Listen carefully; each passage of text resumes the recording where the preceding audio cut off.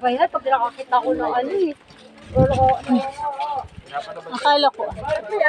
Ba't may apoy pa? Mamaya dito na tayo lang.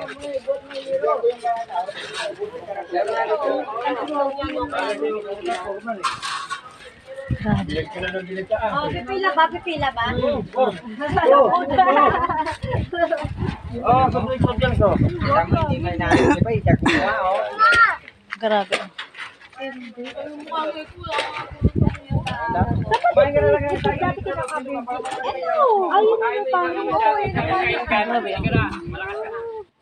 Dito ka.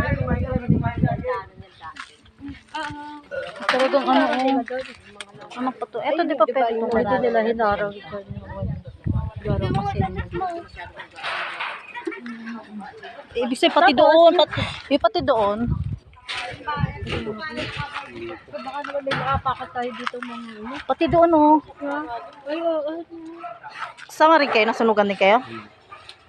Wala nga natira eh. Walang natira? Bigyan mo nito.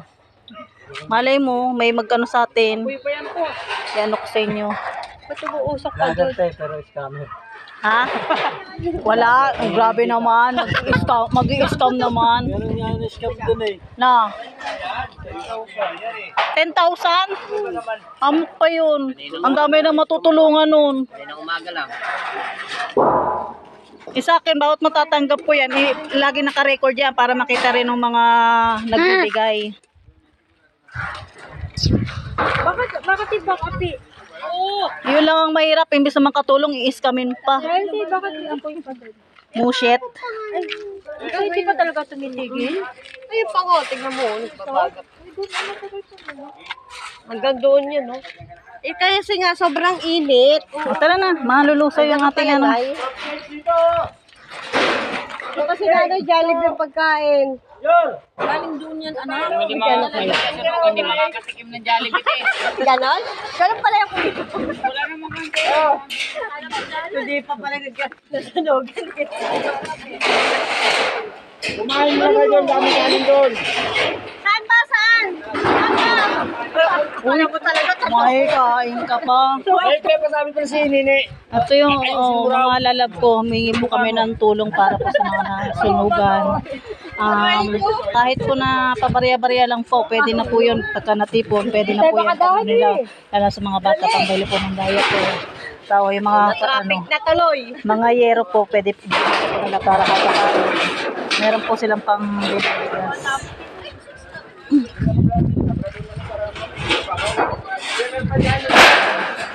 Hihingi po sana kami ng tulong para sa mga nasunugan.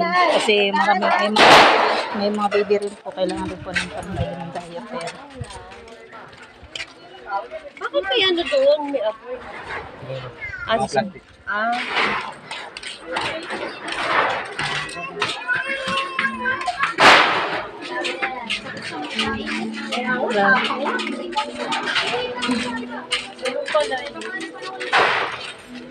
Lusaw ang ating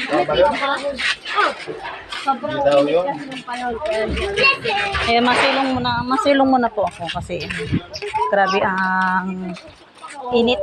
Tapos ito lang ito lang yung sa bahay ng kuya ko. Kaya Video naman tita ko. Video. ano, yun lang po mga lalab ko. Hihingi po kami ng tulong para po sa mga nasunugan.